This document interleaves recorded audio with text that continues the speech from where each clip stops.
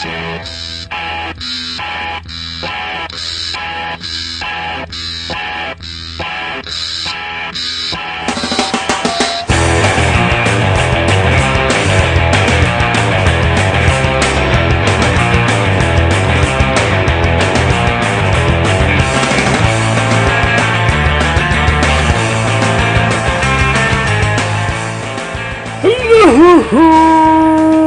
to Gutter Trash, episode 272, Bad Milo. My name is Eric. I am Jason. Hello. Hello, buddy. Hey, pal. You just reminded me of the first Core album when you said, Hello. Oh. Yeah. What a classic that is. I love it. Yeah, that's the whole name of the album, right? Hello. Yeah. Yeah. I don't particularly recall any specific songs on that album. Slutman City. Okay. Guar theme. Yeah. Oh, I love the Guar theme. Guar theme is a pretty good one. Yeah. It's I forget what the one about the dead dog is. Yeah. But it's about their dead dog. Right, yeah. They share a cheese ball. They just do it all.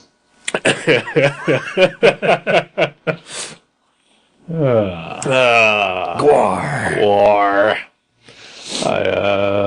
We've talked about Guar numerous times. I think both of you and I are fans of more of their experimental, slightly less metal. They're more phases, more funny kind of. Yeah, I mean they're still funny, but like the music sounds more fun on this first like 4 albums. Yeah. And it's just kind of disappointing that they decided to just go in a straight up total metal. Yeah. Right. They still have their sense of humor because, like, you showed me that Onion video of Guar covering "Carry On My Wayward Son," right? And that's great, right? And there's also the one that they do of "Get Out of My Dreams and Into My Car," right. which also then turns into Baba O'Reilly. It's pretty awesome. Yeah. Yeah, but I guess their fans maybe were craving more metal. I don't get it. I don't get it either.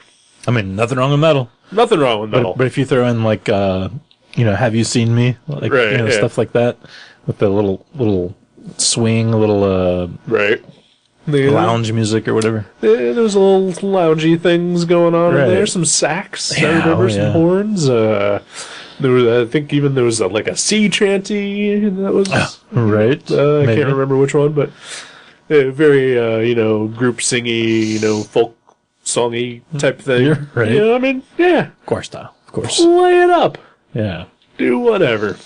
They were so good. They're still good. Oh yeah, they're great. But I'm just I can listen to metal anywhere. Anytime. Yeah, you don't need Guar to do just straight up metal. Right.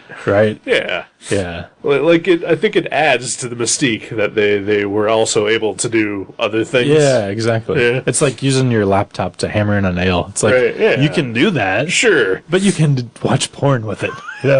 Which is, exactly. I think Guar would be okay with that analogy. Yeah. Because since we added the word porn. Right. And hammering nails into things. Right. Yeah, they love both of those things. Right. Hi. How you doing? Fine. Yeah, that's good. Fine's better than the last couple times. Yeah. I guess. Yeah. I don't know. I have my ups and downs. Right, we all do. We're human beings. I mean, I think it was the last episode that I mentioned the whole depression thing. So, that's still a factor. Yeah. That's not going away anytime soon. Right. It's a part of you. It's part of me. It's part of this show. Right. It kind of lives up this show's ass. It does. And then it manifests itself occasionally and takes someone out. I've seen it happen. It's not pretty. It's no prettier than the movie we just watched. Yeah. We watched Bad Milo. Yeah, we did. Starring Ken Marino as Duncan. Hayslip. Yeah. Ken Marino of The State fame. Okay. He looked familiar, but I could not. He's also kind of just one of those guys. Right. Like he appears in tons of comedy things. Just random appearances, right? He was a minor character on the show Veronica Mars, which the movie just came out this past weekend. Ah. I believe he is in that as well. I know absolutely nothing about that. I couldn't even tell you what genre or year that Veronica Mars is from. It's mystery and recently. Okay. Huh. It's about a high school girl who also is sort of a private eye. Okay. And her dad was like the former sheriff of the town, and now he's a private eye. Ah. And conspiracies. And mystery. I like And mysteries. a little comedy here and there. And That's Ken Marino as a sometime villain. Oh, okay. Yeah. Sometimes. Sometime. He was a rival PI, but Ooh. very sleazy. What a dick. Yeah.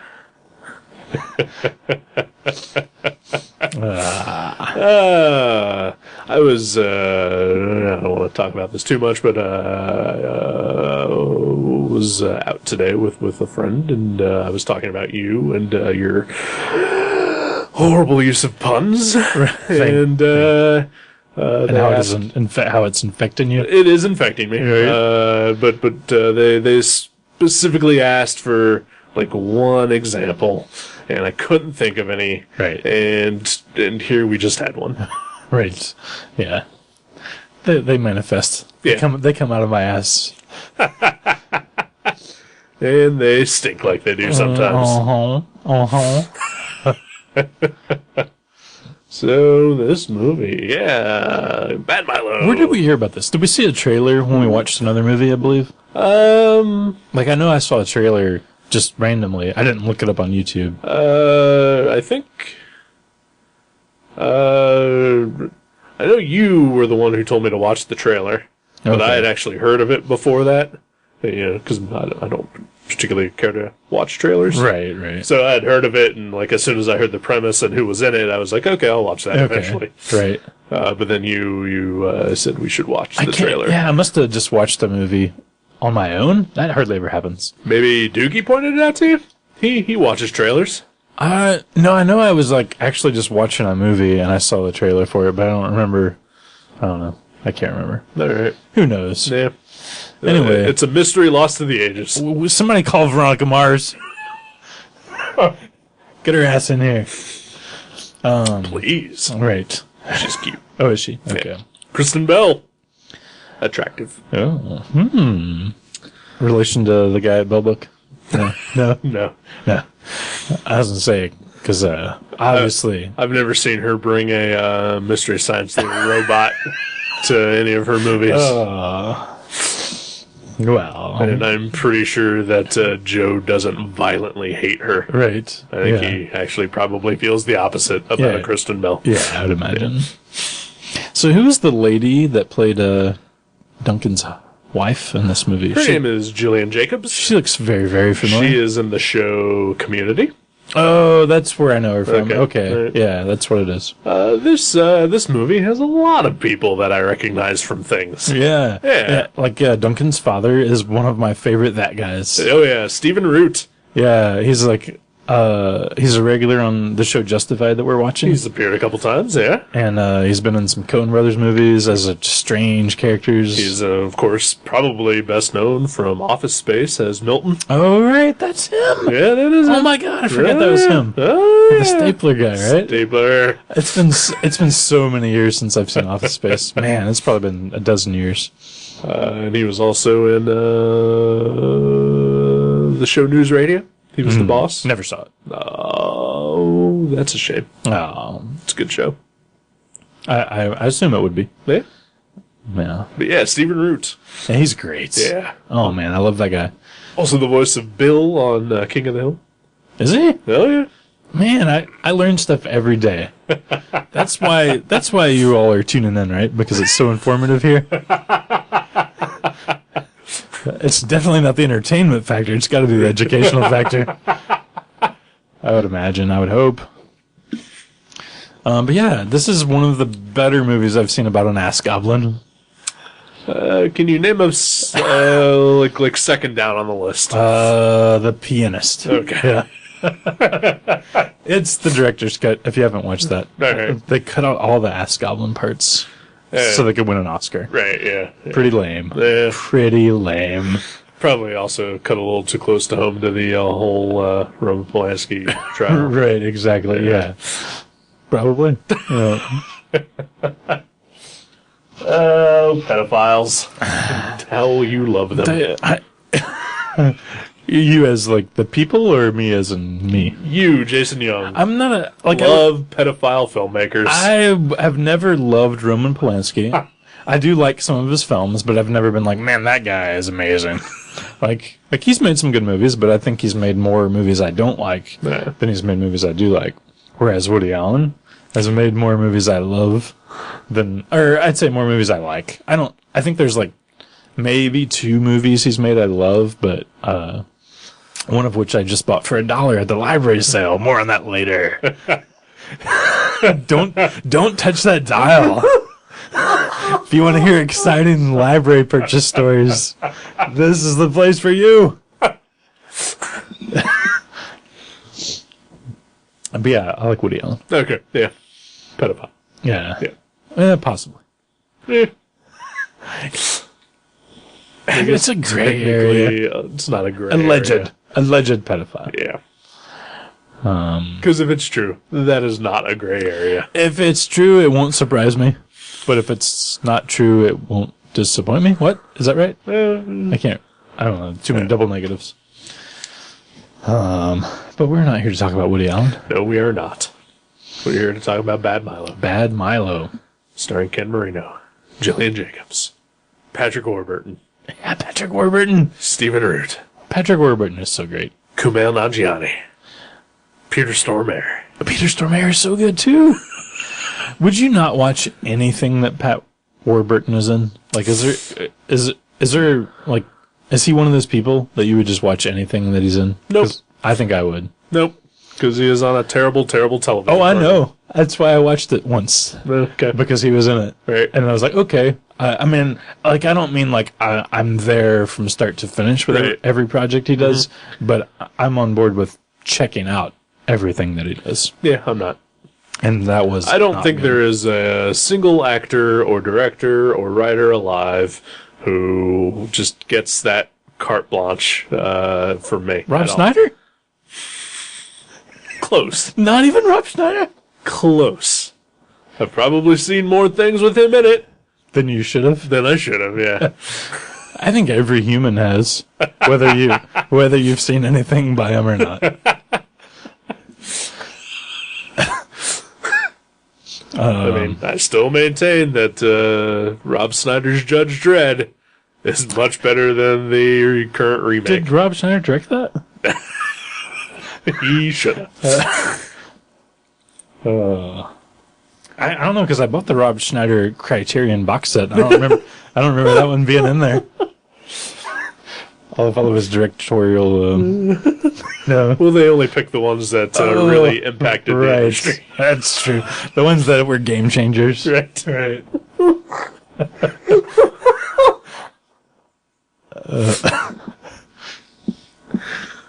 Yeah. But yeah, Bad Milo. Bad Milo. What can you say?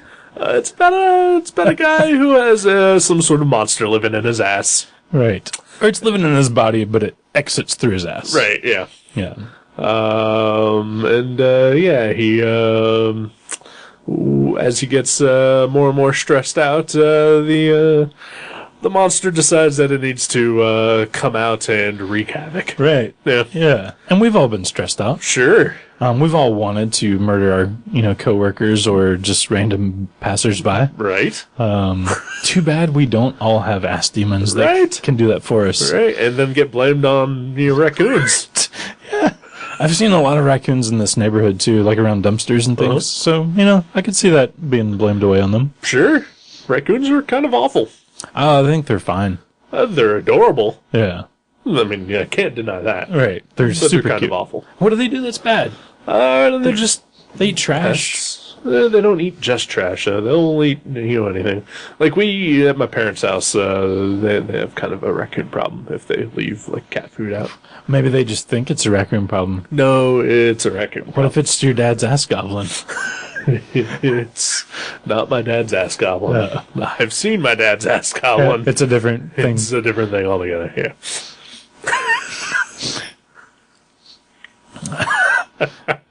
I've never really had any run-ins with raccoons other than one apartment complex I lived in.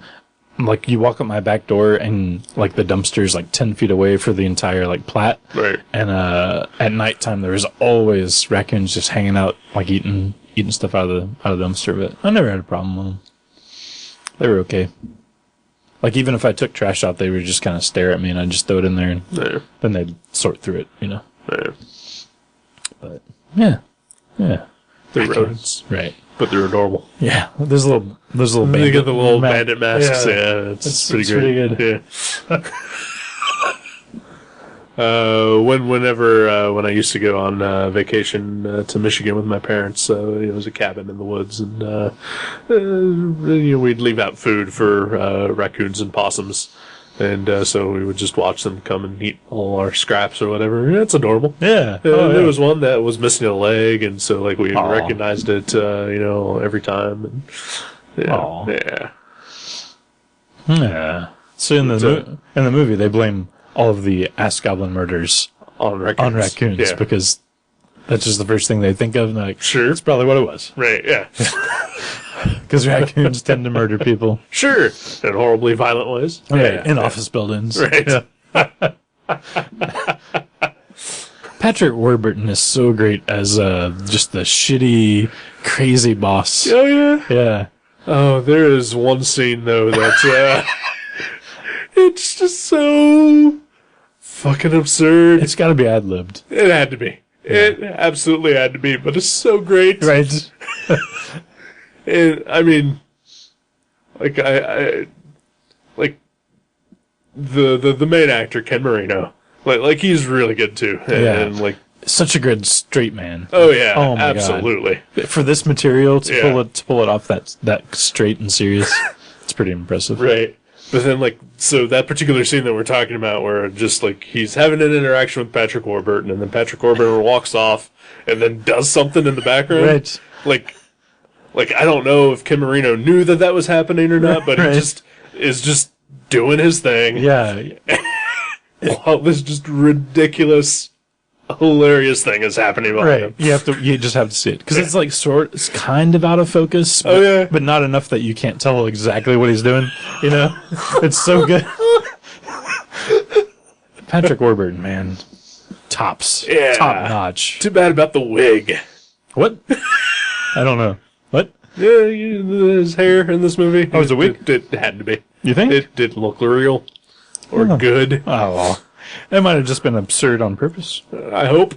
Yeah. I hope. I don't know. But yeah, I love Patrick Warburton. He's so good. The Tick. The fucking Tick. Right? Putty. Yeah, Putty.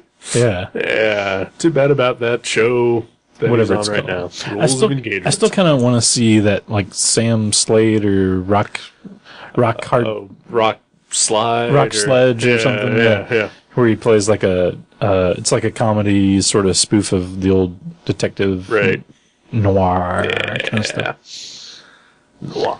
We haven't done that one. No, we have not. We didn't do it during the Spirit episode. Oh, you didn't? Oh, yeah, you're right. That was a good opportunity. What is wrong with me and Joe? I should have been here. You should have to herald you guys forward.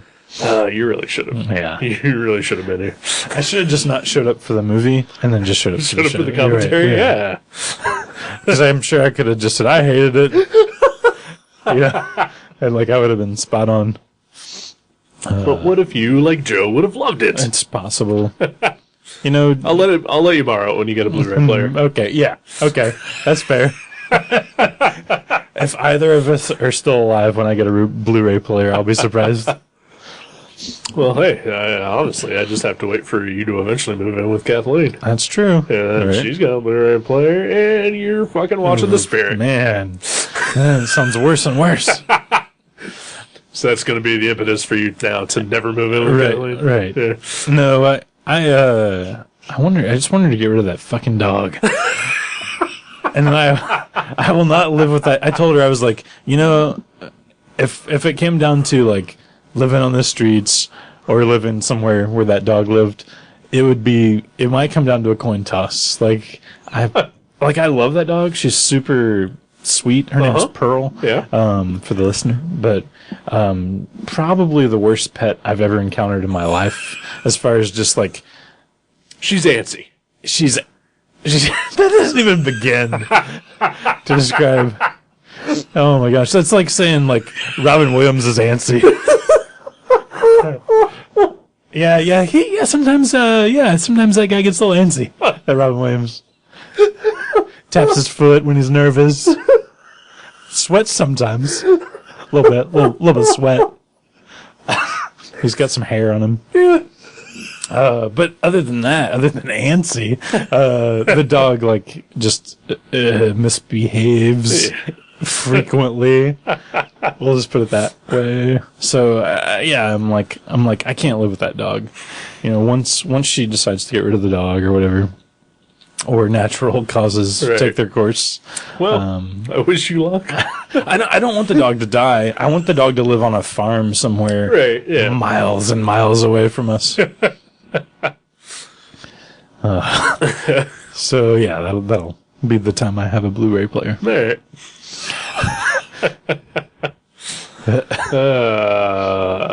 Bad Milo. Bad Milo. Yeah. So it's not a ton to talk about with the plot. Right. I mean, that's pretty much it. Right. And he goes to the psychiatrist and he kind of learns a little bit of backstory about this this ass goblin. Yeah, psychiatrist played by Peter Stormare. Who is awesome. He's pretty great. Yeah. He's usually awesome anyway. Oh yeah. But he's particularly so in this. Yeah. But yeah, he's Ken Marino is stressed out by his wife, and she was she's not really pushing, but like his mom and her husband are pushing for them to have kids. Right. His mom is married to a much younger man, Probably younger than than Duncan. What's his name? Yeah. Played by Kumail Nanjiani, who is a comedian, and he's on a lot of podcasts that I listen to. Ah, cool. Yeah, he was hilarious. Oh yeah, like he was possibly my favorite character in the movie. Actually, yeah, he was great. He was pretty awesome. Yeah. But then Ken Marino goes to this therapist, and while he's dealing with his ass demon. He's also dealing with unresolved issues with his father. Oh, yeah. Who's played by Stephen Root. Right. Who just sort of lives a hippie lifestyle up in the middle of nowhere. In the now. Yeah. I've often wanted to live in the now. You kind of do. Yeah, do you think I do? Yeah. You are half a hippie. Yeah, I'm half. Yeah, did we determine it's my lower half? Right? Yeah, that's right. Yeah. It's from the waist down. The same person I was talking to earlier about your puns. I said you're like half a hippie, and they wanted to know which half, and I you forgot about that. I forgot which half. I think it's my lower half. It's the lower half. Yeah. I'll remember that for next time. Because it's definitely the stinkier portion of my body. Sure, right? Right. I mean, that makes sense. Yeah. Just makes sense. And your pubes are dreads. Right. They are, yeah. And I don't have long hair on my noggin. Right. So yeah, it's got to be my lower half. Yeah. But you do have the beard, though. That's true. And you are wearing a knit cap for no reason. It's cold in here. You've got a fan on in the middle of winter. It's on the heat cycle. I don't understand that.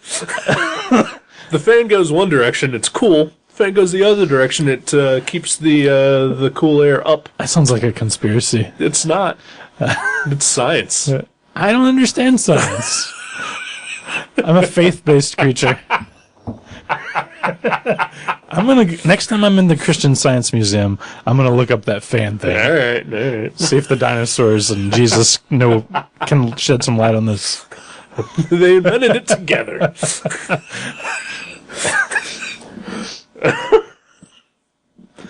Yeah. It's a fun movie. It's so fun. Yeah. It's so funny. Like maybe one or two times during the movie, like I was like, I was kind of formulating my opinion. I was like, this is pretty good, but maybe it would be better if it was just like a short film.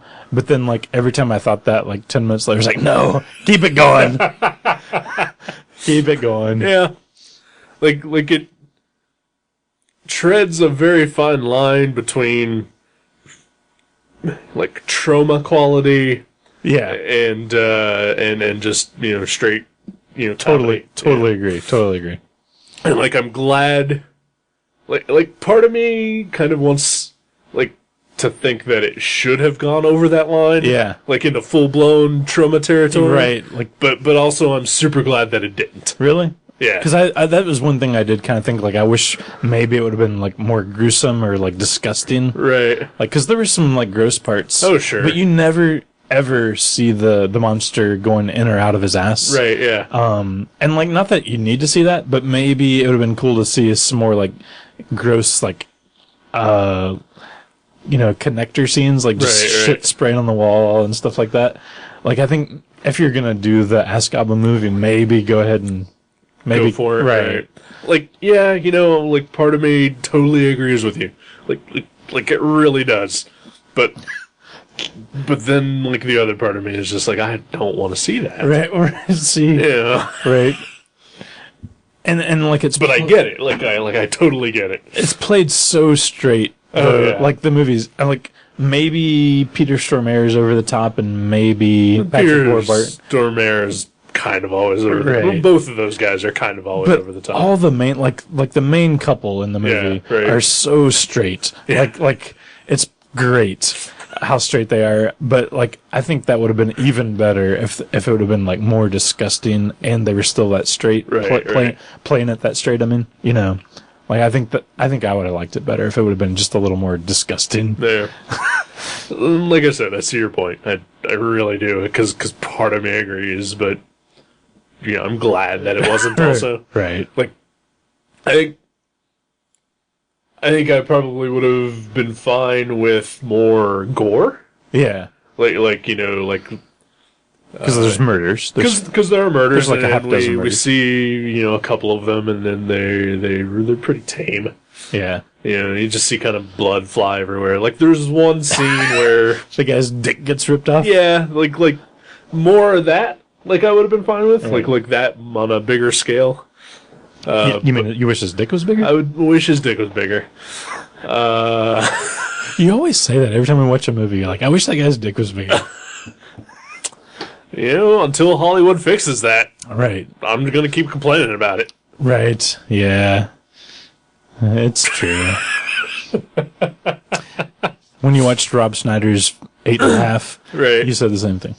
Well, it's because his dick clearly was not 8.5. Right? No, it was like 7.25. Right. Tops. Don't lie to me. Right. Yeah, we can tell. Yeah. We've seen enough of them. Right. Right. I'm like 6 of mine equals 7.25. I can tell I can do the math right on top of my head.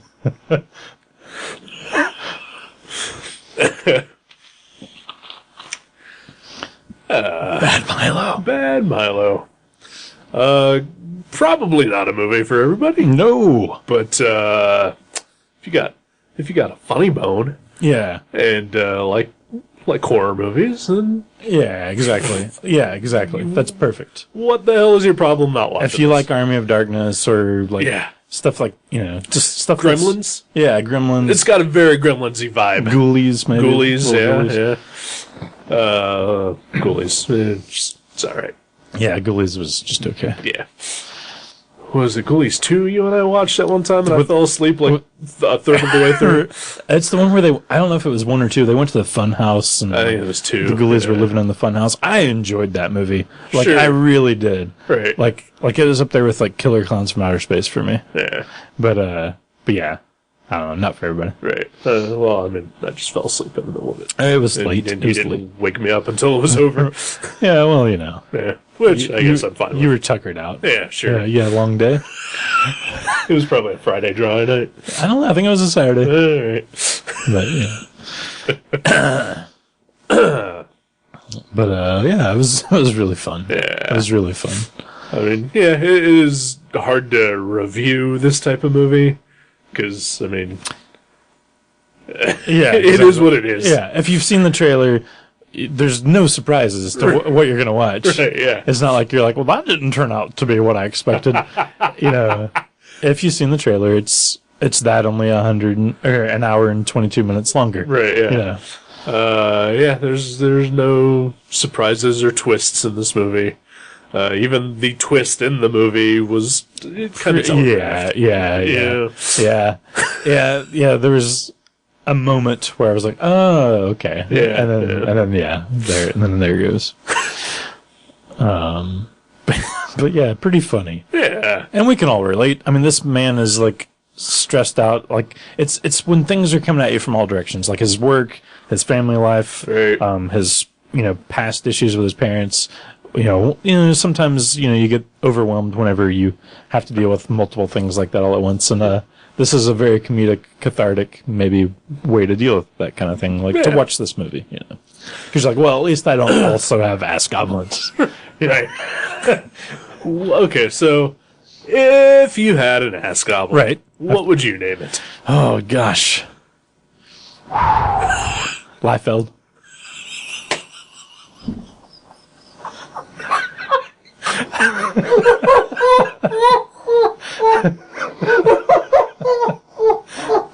I was like, get out there and do your worst, little buddy.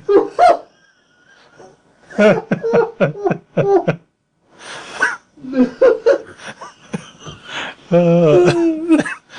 about you? Brassfield. Can we let them play together? Oh, yeah. We'll take them to the park. Holy shit. Could you imagine a collaboration between Matt Brassfield and Rob Liefeld? I am imagining that. I am capable of such a thing, and it's amazing. Oh, it's the best of both worlds. Oh, we need to figure out a way to make that happen. Right. Oh, Kickstarter. yeah. Is Rob Liefeld ever be at a horror convention? Like that would be great. I don't think he ever. Yeah, I don't think so. Well, then we got to get Matt Brassfield to do his thing at a comic convention. Yep. Because as Liefeld, he's never drawn any like anything based on like werewolves or Frankenstein or anything like that. Like some of the characters have had like monsters and stuff, but I remember Nightmare. Remember that? Nightmare. KNI. Oh yeah, TMAR. wasn't he kind of like a knight suit? Sort of, but it was like a supernatural, like trying to rip off the Witchblade and Darkness. Maybe, kind of thing. But he only. Evangeline. I think he only did the covers though. Well, sure. I mean, that's pretty much what he's done most of his career.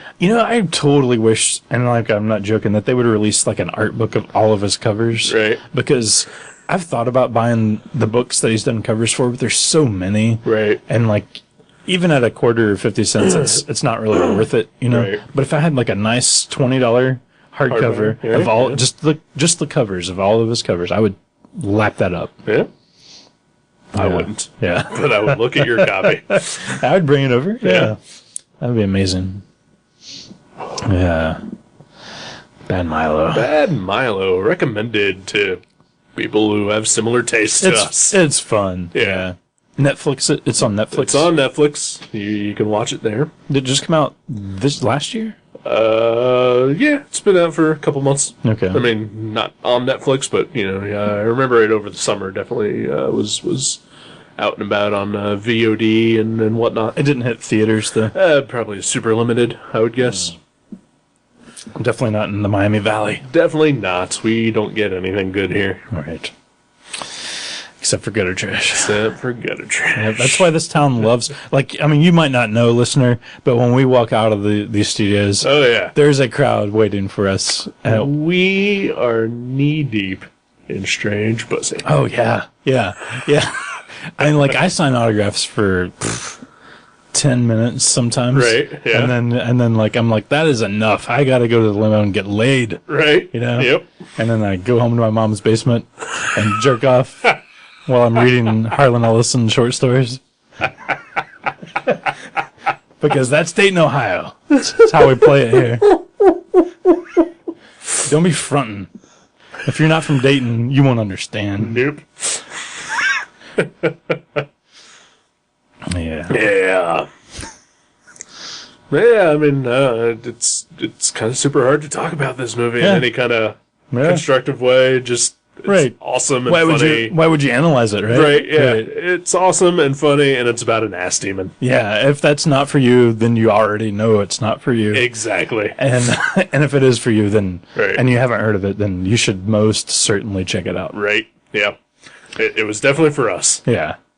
Watch it with a buddy. Yeah. It's more fun. Sure it is. Like, I think if I would have watched this by myself, I'd have been like, ha ha ha. Right, yeah. But it's one of those movies where you're like, it's just so fucked up that, it's better to watch it with someone. It's good to, like after, like, a thing happens, look across the room and lock eyes with the person you're watching it and just realize, what the fuck is happening? Right. And not in, like, a shitty way, though. No, yeah. Yeah, not like in a room type capacity. Right, It is a solidly made movie. It's genuinely well done. Yes. Yeah. All right, then. Well, let's take a break. Let's do that. And then we'll be back. We'll be back.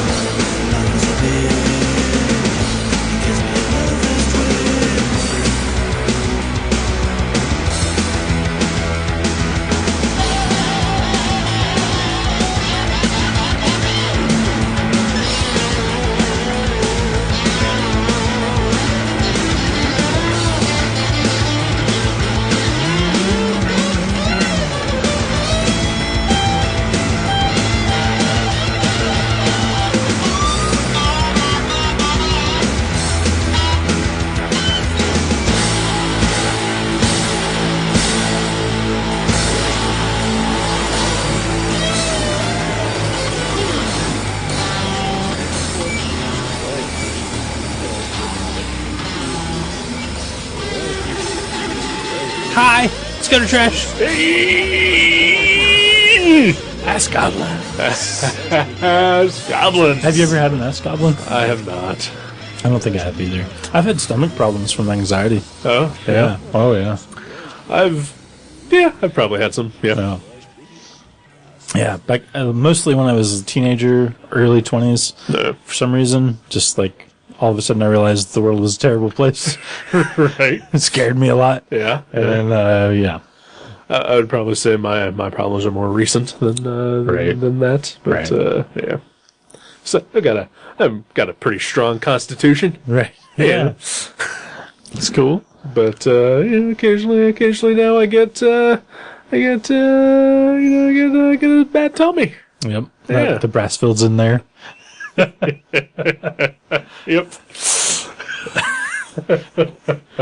That is perfect. Yeah, good movie. Indeed. Liked it. I was hoping, I took a Shit. I took a shit. No, I checked my voicemail during the break because I thought earlier I talked to Doogie and he said he was actually thinking about watching Bad Milo today, which is weird because he didn't know we were doing the show. Right. And I was like, oh, if you do, excuse me, call me and let me know what you think, and we'll read your little review. Right. Yeah. But no, it was my drunken 40-something-year-old friend who wants me to take him to get his dentures tomorrow, and he did not want to stop talking. Yeah. During the break, I was here by myself for quite a while. Right? Yeah. Did you masturbate? I did not. No. Yeah. No. I'll wait till you're in the room. Right. I appreciate the thought. Yeah. It's just rude otherwise. Exactly. If you're going to invite somebody over, the least you can do is spank your monkey while they're in the room. Thank you. Right. Right. Joe. Right. Yeah. Does he do it before you get here or after you leave? He doesn't do it at all when I'm around. So I mean, either before or after. I don't know. Uncouth. Yeah. Yeah. He needs to wait until he gets here. Yeah, I agree. Yeah. Or the couple of times we've been over to his house. Yeah. Come on, Joe. Plenty of time to masturbate. Get it together. Yeah. Do it when we're there. Mm-hmm. That's what a good host does. That's true. Yeah, I've read about it in books. Right. Etiquette books and stuff. Uh-huh. Yeah. I mean, whenever I go to your house, you wait until I'm there. Oh, yeah. Yeah. Sure, yeah. Good hosting. Thank you. Yeah. I try. I save it up, too. If I know you're coming over, Right? I don't jack off for like 24 hours. No, yeah, because you wanted to be impressive. Mm-hmm. Yeah, I don't want I don't want to fill a thimble. I want to fill a Dixie cup. Exactly. Right. I don't want a cloud of dust to be coming out. No. You just want a full stream. Oh, yeah. Yeah. Yep. Thick and gooey. That's the way it should be. We're gross. We are. I'm sorry, everybody. I'm not. No one's still listening. I hope not. You reading good books lately? Comics? No. You haven't read any comics? No, not really. Nothing worth talking about? Or? Yeah, no. I mean, didn't you say you started to read one for the show? I did try to start reading a couple years ago. DC put out a hardcover collection of all of Steve Ditko's Creeper comics. Oh yeah. It's like a 300-page thing. Oh, that's a lot. Yeah, and it's all from the late 60s, and a couple unpublished ones. So they were just in black and white in the back. And yeah, I was going to pick it for the show, and started reading it, and they're fine. Right. I mean, you have to have a certain temperament to read Silver Age comics. Oh, yeah. I think so. Yeah. You have to be in the right mood. Yeah, because they're a little wordy, a little cheesy, right. and not great. I mean, the art's they're not super good. Engaging stories usually. Right. Yeah. They're just kind of there. Right. The stories are there just to fuel the appearances of the characters. Right. Yeah. And I would say, probably Ditko had maybe a little more power over it than, let's say, your average Batman story from that time period. Sure, yeah. Over the Creeper, but, it is what it is. And I got, 2 or 3 chapters into it, his first couple appearances. I think one of them, I think there's, 2 appearances in, Showcase. And then, then Beware the Creeper #1, and it reprinted the whole series, and then a couple of other things. Right.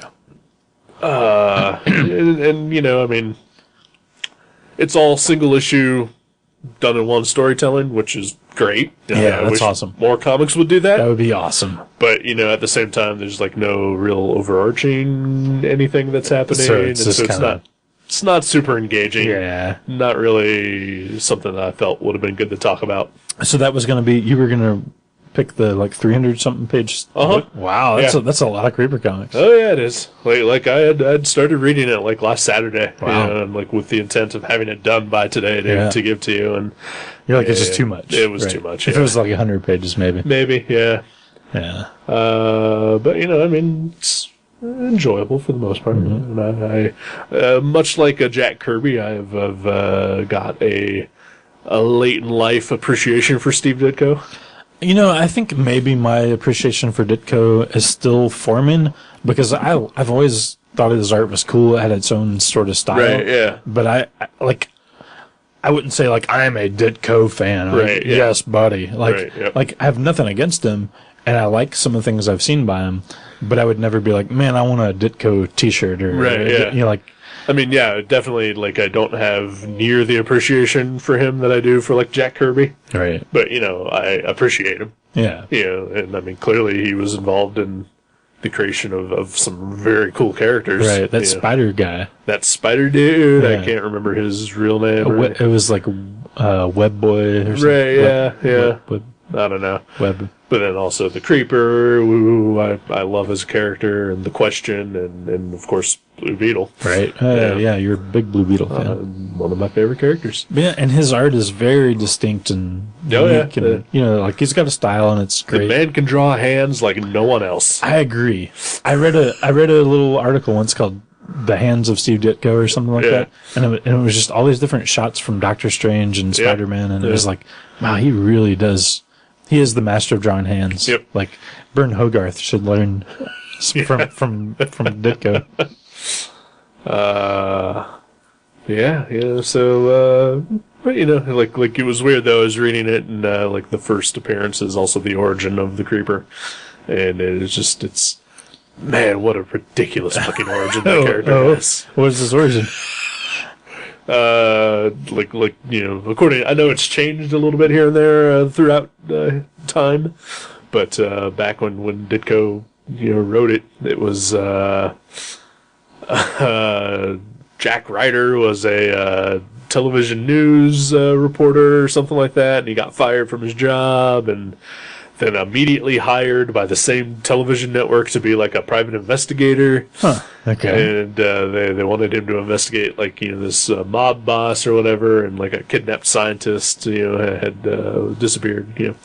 So Jack goes to investigate, and he winds up at this costume party, and so he sneaks in by finding this. He goes to a costume shop, and all they have is just a random box of random things.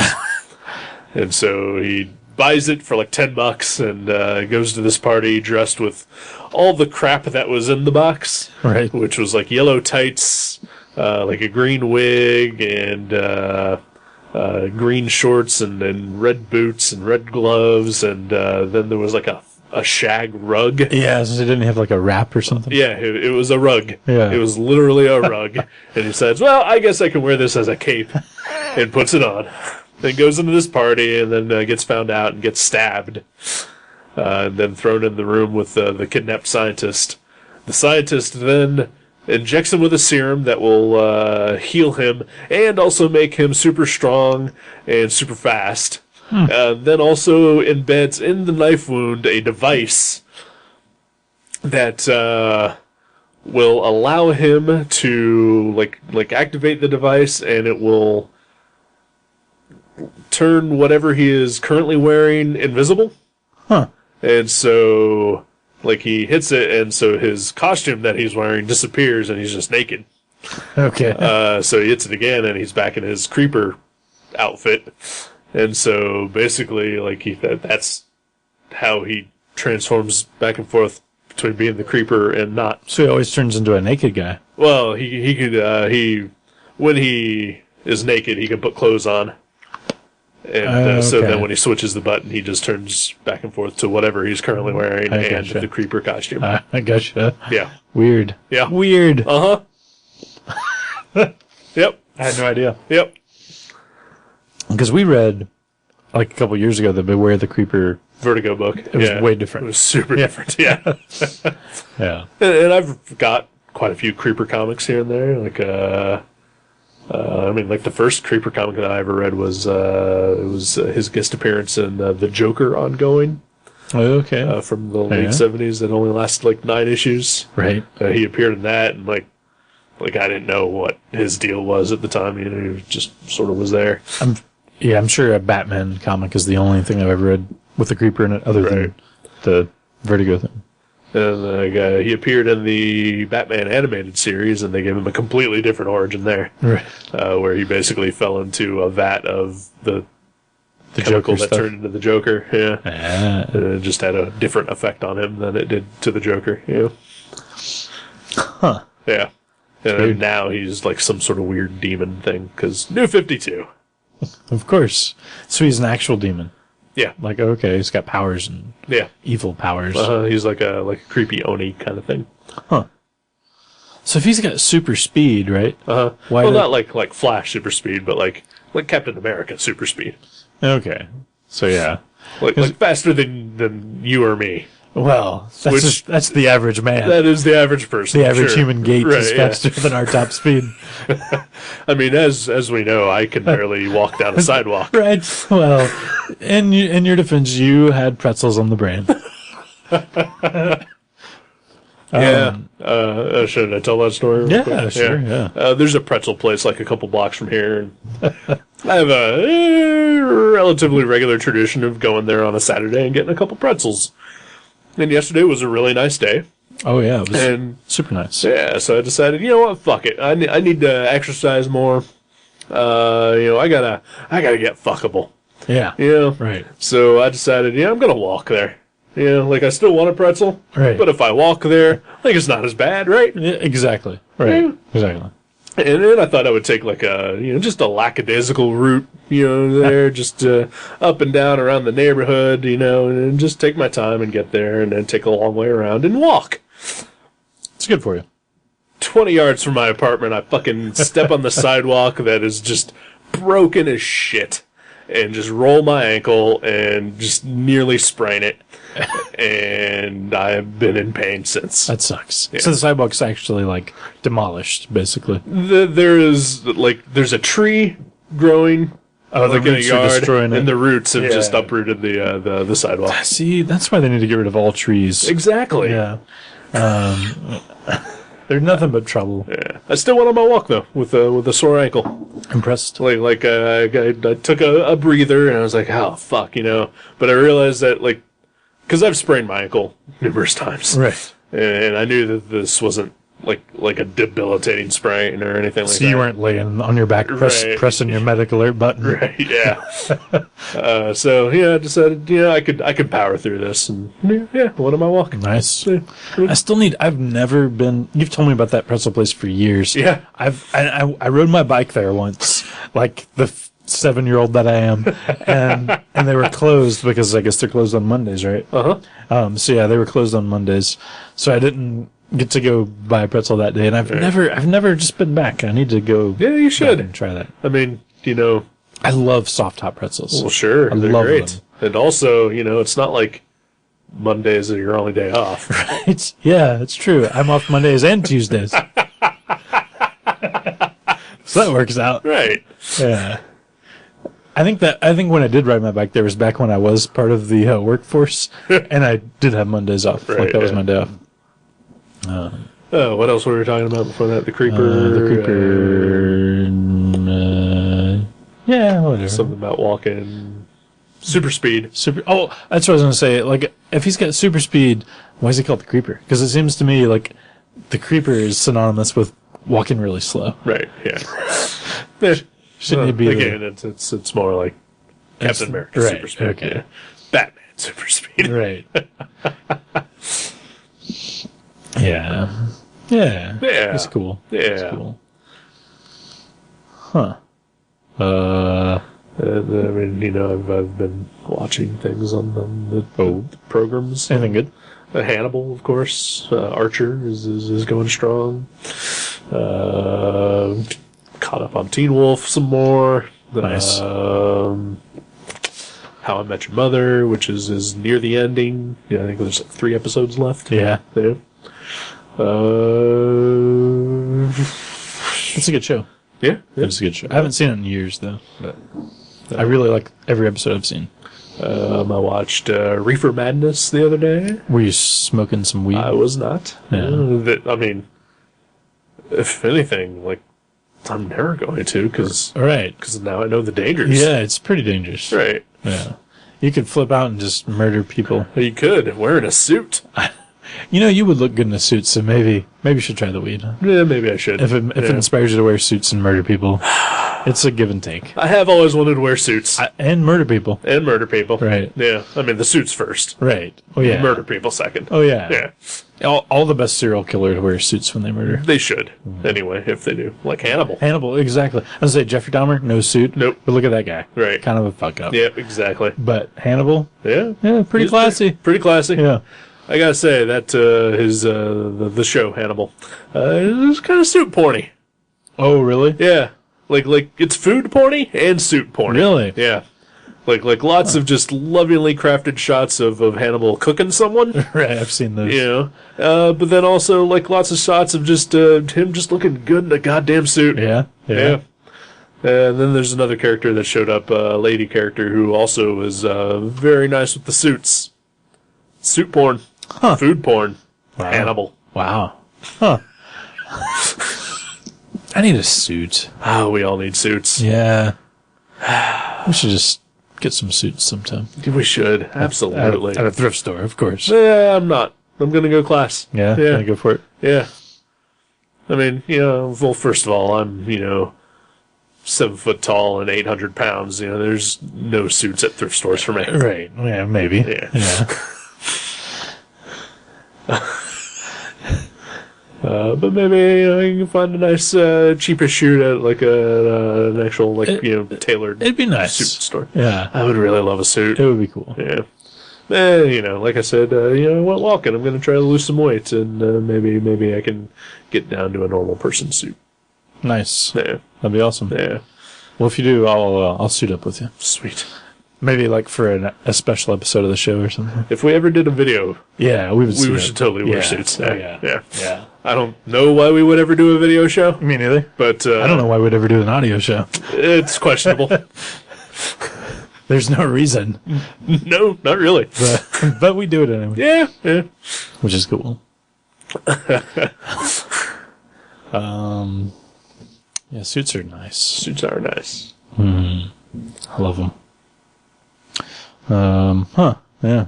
What else? Anything going on? We watched Videodrome last night. We did watch Videodrome. I had never seen it before, ever. Yeah. I thought maybe I had before we watched it, but obviously not because it's pretty memorable. Right. And I've never seen any of that. Yeah, that was really good. Yeah, it was David Cronenberg's birthday last night. Yeah. So we celebrated. That's right. Yeah. He's a pretty good director, that guy. Yeah. Yeah. Oh, we've never done a Cronenberg movie, have we? I started to pick one once, and it was one of the ones that you don't like by him. I think it was Schizopolis or something. Is that him? I've never seen that. Or no, I think that's Soderbergh. That's actually. Soderbergh. There was another one, though. There was a Cronenberg that I was thinking about. Was it like one of the racing ones? It's a newer one. Oh. Like in the last 5 years or something. The last new Cronenberg movie I've seen was Eastern Promises, which I really liked. It wasn't that. Well, he said he did a car racing movie? Yeah, like early on. Huh. In his early days. Oh no, I remember we watched the clip from it. It was like, we saw a trailer, and I was like, oh, I was thinking about picking this movie, and it was like two dudes like just riding in the back of a car or something. It was like a limo. Oh, what was that? Yeah, shit. You know what I'm talking about, though? Yeah, the one with Robert Pattinson. I can't remember what it was called. Dude, it was somethingopolis. Yeah, that's why I was thinking Schizopolis. Yeah, dude, that movie was terrible. It was fucking awful. I totally forgot about it. I don't even remember what the plot of it is, but I remember reading it and going, oh, that sounds good. I want to watch that. I think you and I did watch part of it. Like after I vetoed it. Really? I think we watched like 20 minutes of it, and you were like, yeah, this is terrible. I just remember watching like a trailer for it. Maybe we just saw a trailer or something. No, we watched like 20 minutes of it, and you were like, "Yeah, good call." And maybe it was that unmemorable. Yeah. I don't remember it. Man, I can't remember the name of that movie now. But it was like, it took place in the future, kinda, and it was like a businessman. Right, exactly. Yep. Yeah, awful. Well, happy birthday, fuckhead. Thanks for making a shitty movie. The coolest thing, or one of the coolest things about Videodrome is that movie will never be remade. Oh, yeah. That's awesome. Like, it can't be. Yeah, because, like, people are like, what's a videotape? Right. And if they do remake it, they'll change so much that it...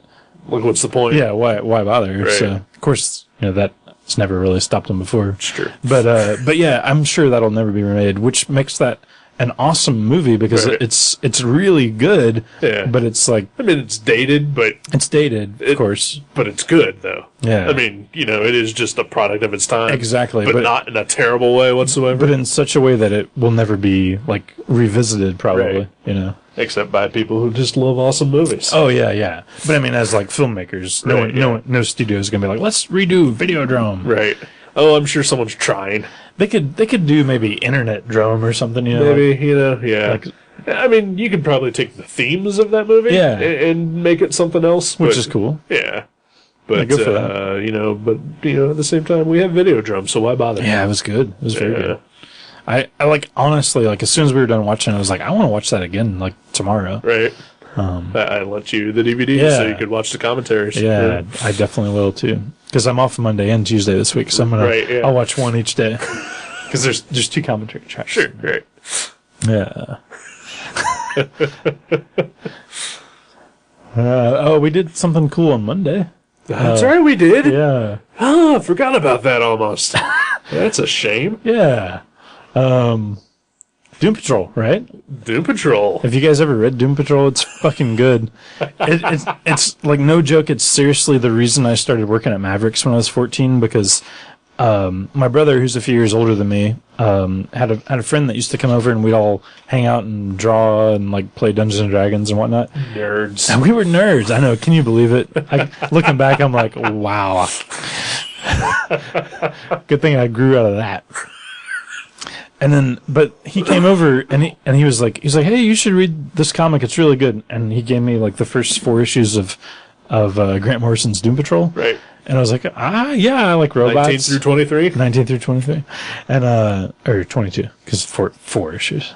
19, 20, 21. Okay. I had to do the math myself. Right. I believed you. Well, I did the real math. Right. I saw your fingers. Yeah. They were moving around. Yeah. But 19 plus 4 is 23. Right. Yeah. Right. Yeah. But they were really good. Right. all 6 of them. And I was addicted. I was like totally addicted, and like I started working at Mavericks. I was like, because my brother worked there at the time. I was like, hey, do you think you can get me a job at that comic shop so I can buy the rest of those Doom Patrols? and like, thus history was made. So on March 13th, what would it? March 10th. March 10th, 2004. Yes. I was trying to convince Joe. Our friend Joe G. Joe G of Viewmasters fame. Yes. I was like, you should totally read. You like Grant Morrison because he read some Grant Morrison stuff. I was like, yeah, JLA probably. Probably. I was like, you should totally read these Doom Patrols. And he's like, yeah, I just don't know when I'd get around to them. And I was like, no, you really should read them. You would really like them. Oh yeah, he liked Animal Man too. Okay. Yeah.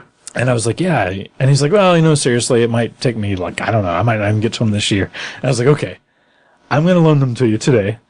10 years from today, I want them back. Like, I don't want them back 9 years from today. I want them back 10 years from today. So 10 years from that point in time. Right. Assuming he had read them. Assuming he had read them, yes. Right. I mean, if he had gone ahead and read them and then given them back to you. No, I told him no. I said, I don't want them back. I was like, you can only bring them back. Because, like, just to assure him that it was okay to borrow them, I was like, I don't expect them back until 10 years from today. I was like, no matter what. Okay. So I was like...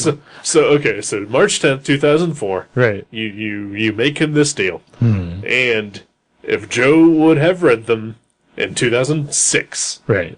And tried to give them back to you... I would have unaccepted them. Really? Yeah. Huh. Yeah. Even if he had read them completely. Well, maybe 'cause I was against the rules, but maybe I would have been persuaded. Okay. But the rules were 10 years from the day. Like, I was like, no matter where we are on the planet, because I was like, we both worked at Mavericks at the time. Sure. And I was like, surely we won't be working at Mavericks at the time. But in the back of my mind, I knew that we both would be. Right. But as it turned out, we neither one were. Yeah. Which was nice.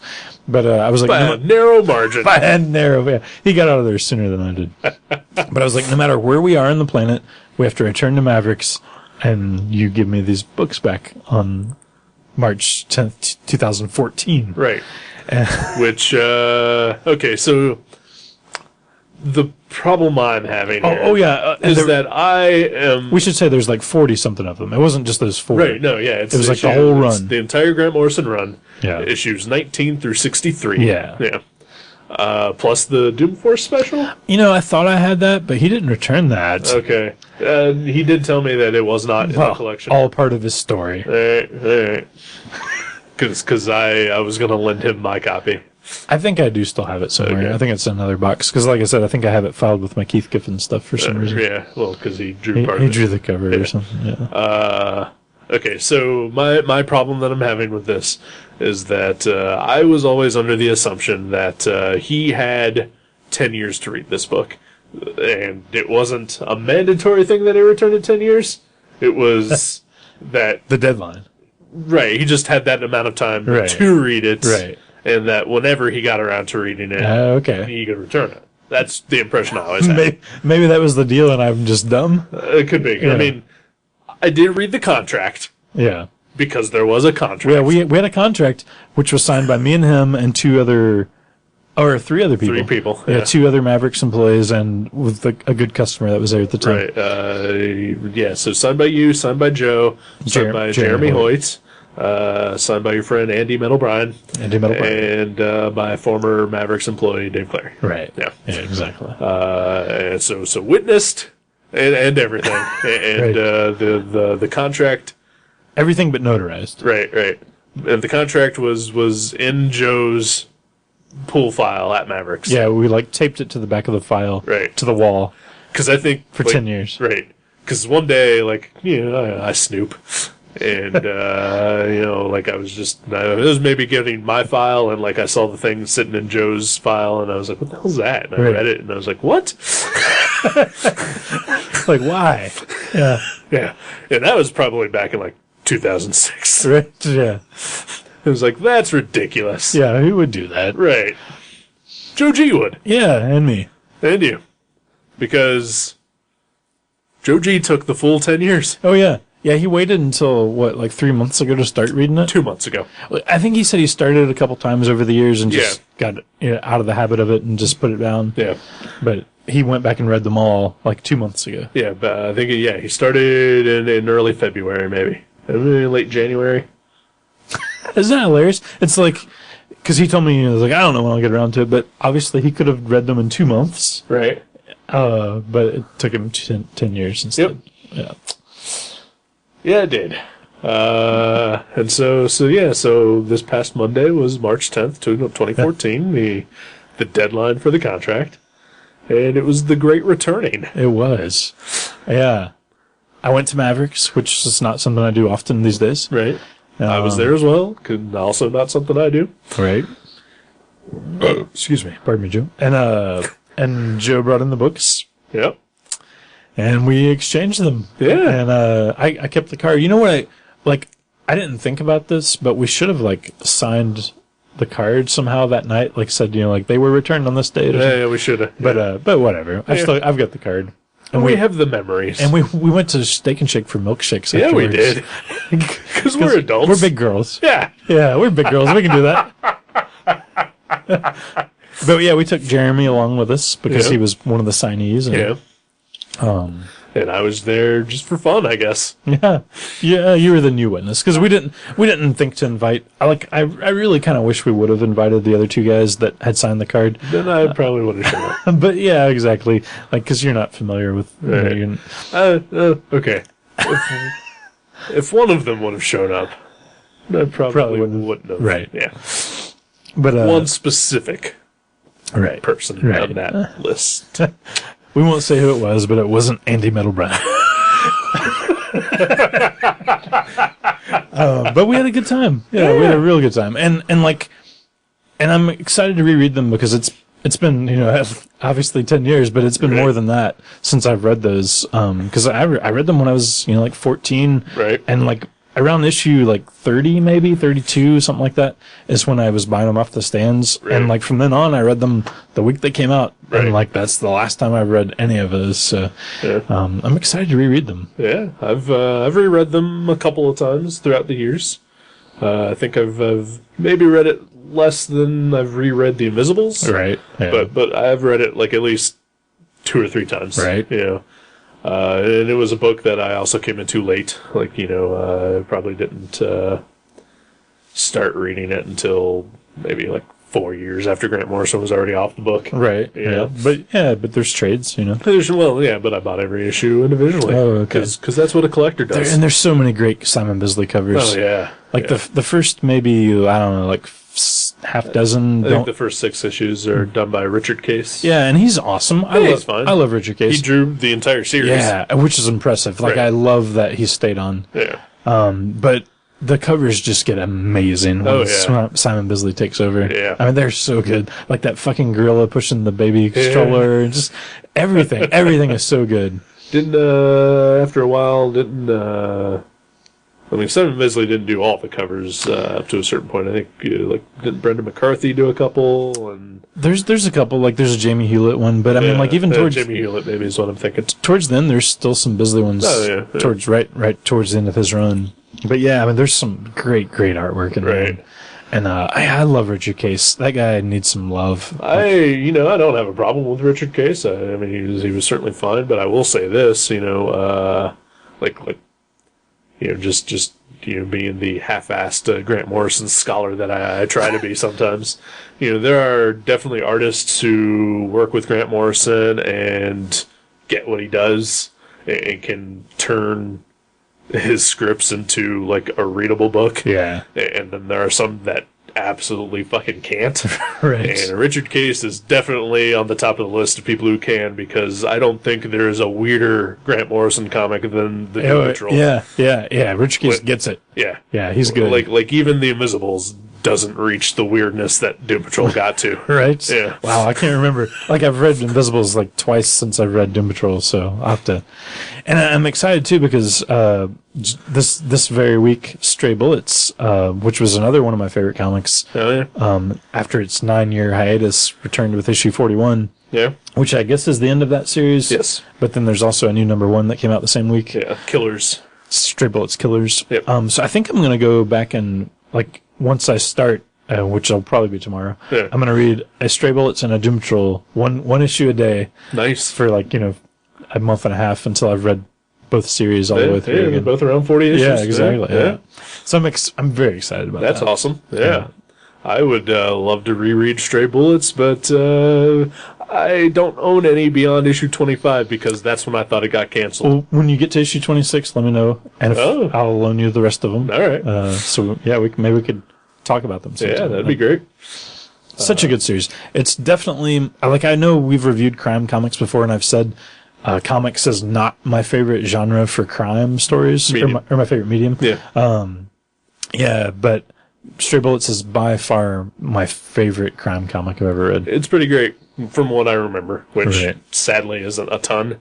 Right. Yeah, it's been 9 years. Yeah, it's been or longer for me. A dozen years, probably. Yeah. I remember, because I remember hearing a lot about Stray Bullets and deciding, I'll give it a shot. I like crime, and I remember buying, I think they were all reprints at that point, but just reprints of the first 6 or 10 issues or something like that. Yeah. And I remember going to work, and I was doing a popcorn popping shift at the movie theater. So this is 96, 97 maybe. Right. I was definitely driving by this point. So 95, 96. And just sitting in the popcorn room reading the first couple issues of Stray Bullets and being fuck, I gotta add this to my cool list. So good. It's David Lapham of Valiant fame. Yeah. And Defiant. Don't forget. Of course. Warriors of Plasma. Warriors of Plasma. Which I honestly liked that book. Like, I thought it was so weird. I never read it. So. Like, it was kind of like the Image Prophet book as far as just weird, like, crazy stuff all over the place. Prophet. Yeah, the current. Yeah. I mean, it was well drawn and, like, strange. Like, I doubt if it reads well. Right. Like, from my nostalgia, it probably seems better than it really is. But I would actually reread Warriors of Plasma. Maybe I'll look for some Defiant comics in the quarter boxes, too. There you go. Like the good guys and whatnot. I was like, oh, I remember when that came out, I was like, really? Like, that's the name of your superhero team, the good guys? Hey, why not? It's kind of brilliant. Yeah. Because you're like, the good guys, you know? Yeah. But why the hell not? Exactly. So the Doom Patrols are safe in my possession. Didn't immediately put them up on eBay. No, I did not. That was my fear. That you were going to do that. This is kind of funny. I got to tell you this. Because for Valentine's Day, I bought Kathleen and I a tango lesson. Right. And it came with, a half an hour one-on-one lesson, or like 2-on-1, I guess. Right. Because it was the instructor and us. And, and there was also a group lesson, which we just took this Friday. No. But when we were scheduling it, he was like, you should come in this Monday the 10th at 8:00. He's like, that'll be a really good night for it, because it won't be too crowded and like the beginners class. And I was like, oh, I've got something that night. I can't do it. And he's like, what? What's going on Monday night? He's like, you got work or something? I was like, no. And then he was like, he just paused. We both were silent for a minute. He's like, so you're gonna be mysterious about this, aren't you? And I was like, yep. I don't want to try to explain to you that after 10 years, I'm getting a stack of Doom Patrol comics back, and it has to be Monday night at 8:00. So yeah, that was funny. So we did go this Friday, and it was strange because, as I told you yesterday, I was kind of thrown off because I thought it was going to be a group class, and I thought like me and Kathleen would be dancing, and then like all these other couples would be dancing. But what I didn't realize was like every 2 minutes they had you switch partners and dance with somebody else, and it was just like, I'm not a good dancer. This was my second dance lesson ever, and I think I went to one dance when I was in high school ever, and I was probably only dancing for like 5 minutes. So I was a little like anxious and thrown off, and it was like I would much rather have just danced with my lady friend. But did you dance with any dudes? I did dance with. Did I? Yeah, I think I did. I think I danced with one on. dude. I mean, he was our instructor. Okay. Like, no dudes asked me to dance. Okay. Yeah. Well, that's sad. I know. I was like, really, fellas? I'm pretty. Yeah. I feel pretty. Yeah. But, so that was cool. Awesome. So it was a good week. Some dancing and some Doom Patrols. Sweet. What more could you ask for in life? Not much. Right? Not much. Yeah. Well, I'm going to go ahead and pick a comic book for us. Oh, is it comic book time? That's what I could ask for. It is comic book time. I like to read comics. Yeah. So we're gonna like I said, I had originally chosen the Creeper comics, but scrapped that idea. Is it going to be Doom Patrol? It is not going to be Doom Patrol. It is actually not any DC or Marvel book at all. Ooh. It is a book called Aliens versus Parker. Oh, okay. I thought you were going to say Predator. Nope. And for a second, I got less excited when you said Parker. But it looks good. It looks good. Man, I would much rather read that 4-issue miniseries from the 90s. Sorry. I think it was a 12-issue series. Well, the original was 4. And then there was a 12-issue. Bless you. Thank you. The very original, with the, like, orange #1, it was a 4-issue. I remember. David Dorman covers. And then there was a 12-issue after that. All right. I swear to you. That's fine. Whatever. No, Aliens versus Parker. The 4-issue or the 12-issue? 4 issues. Co-written by comedian Paul Scheer, who was in Piranha 3D. And he is in NTSFSB, or NTSF SDSUV. And occasional episodes of the greatest events in television history. Host of the podcast, How Did This Get Made? Co-wrote a comic last year, and we're going to read it. Nice. It's about aliens. And a guy named versus Parker. a guy named Parker. Yeah. I'm down. All right.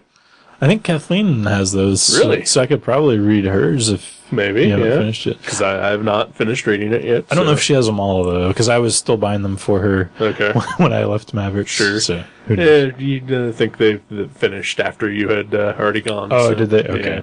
Yeah. But hey, we could ask her, see what she has. If you read like the first 2 issues on your own, then I can have the last 2 issues for you by the end of the week. That'd be awesome. Yeah. All right. Cool. Aliens and Parker. Yeah. Alrighty then. Well, we'll do that next week. And until then, watch out for ass goblins. It happens.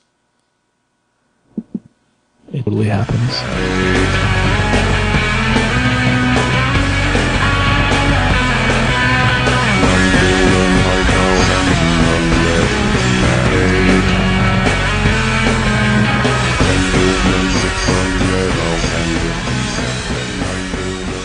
thank you for listening to Gutter Trash. You can subscribe to the show from guttertrash.net or from iTunes and leave us a review.